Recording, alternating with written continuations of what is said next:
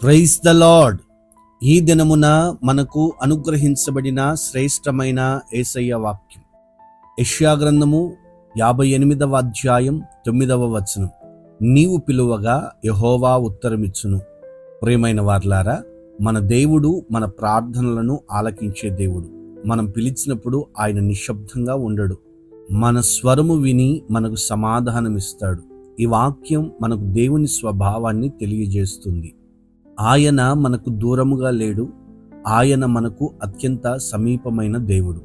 నీవు పిలిచినప్పుడు ఆయన తక్షణమే ఇదిగో నేనున్నాను అని అభయం ఇవ్వగలిగిన వాడు. యోహాను రాసినటువంటి మొదటి పత్రిక 5వ అధ్యాయం 14వ వచనంలో ఇలా వ్రాయబడి ఉంది. ఆయనను బట్టి మనకు కలిగిన ధైర్యం ఏదనగా, ఆయన చిత్తానుసారముగా మనము ఏది అడిగినను ఆయన మన మనవి ఆలకించుచున్నాడు అనున్నదియే. దేవుడు తన చిత్త ప్రకారము మనం అడిగిన ప్రార్థనలకు సమాధానమిస్తాడు. కొన్నిసార్లు ఆలస్యం జరిగినట్లు అనిపిస్తుంది, కానీ దేవుడు ఎప్పుడూ ఆలస్యం చేయడు. ఆయన తగిన సమయం ముందు ఖచ్చితముగా నీ జీవితంలో గొప్ప కార్యములు చేస్తాడు. ప్రార్థన అనేది మనిషి మరియు దేవుని మధ్య ఉన్న ఆత్మీయ సంబంధం. మనము ఆయనను పిలిచినప్పుడు ఆయన మన హృదయ స్థితిని గమనిస్తాడు. నీవు చెప్తున్నటువంటి మాటను ఎవరు విన్నా వినకపోయినా, నీవు కారుస్తున్నటువంటి కన్నీటిని ఎవరు గమనించినా గమనించకపోయినా, దేవుడు మాత్రం నీ మాట వింటాడు. నీ కన్నీళ్లను లెక్క పెడతాడు. నిశ్చయముగా నీకు ఎల్లప్పుడూ సమాధానాన్ని దయచేస్తాడు. మన ప్రార్థనలో కొన్ని విషయాలు మనకెంతో ముఖ్యముగా కనిపించవచ్చు, కానీ దేవుడు వాటిని తన దృష్టిలో మరింత గొప్పగా చూస్తాడు. మనం తక్కువగా చిన్నగా అనుకున్న ఆయనకు అది చాలా విలువైనది. ప్రతి ఒక్క పిలుపు ఆయన హృదయాన్ని చేరుతుంది. ఈ మాటలు వింటున్న ప్రియ సహోదరుడా, సహోదరి, నీవు ఏ పరిస్థితుల్లోనైనా దేవుని పిలవడం ఆపవద్దు.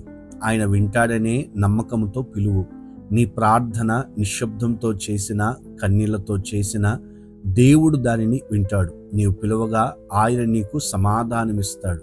కొన్నిసార్లు మనం ప్రార్థన చేసిన జవాబు రాకపోవచ్చు, కానీ అది నీ ప్రార్థన నిరాకరింపబడింది అని మాత్రం కాదు. తగిన సమయమున దేవుడు నీ కొరకు ఒక ఉన్నతమైనటువంటి ఆశీర్వాదాన్ని సిద్ధపరిచి ఉన్నాడు. కాబట్టి నమ్మకంగా ప్రార్థించు.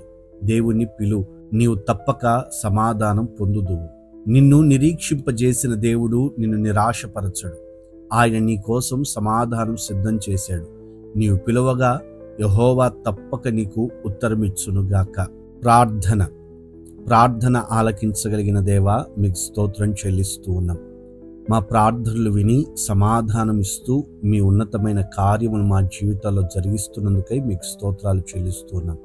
నిన్నమ్మిన నీ ప్రజలు మిమ్మల్ని పిలిచినప్పుడు మీరు పలికే దేవుడు అని, సమాధానం అనుగ్రహించగలిగిన వాడవని మరొకసారి మీ మాటల చేత మమ్మల్ని ధైర్యపరిచేందుకై మీకు స్తోత్రాలు చెల్లిస్తున్నాం.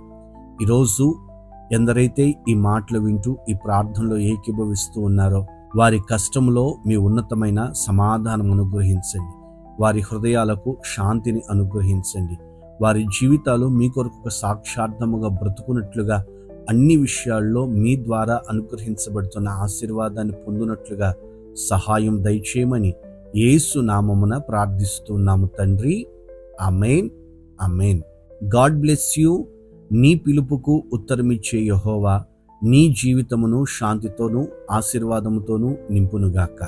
ఈ వాక్యము మీకు ఆశీర్వాదమైతే ప్రార్థనలో బలహీనపడిన వారికి పంపించండి. వారు కూడా దేవుని సముఖంలో ప్రార్థించి సమాధానమును ఆశీర్వాదమును పొందుదురుగాక.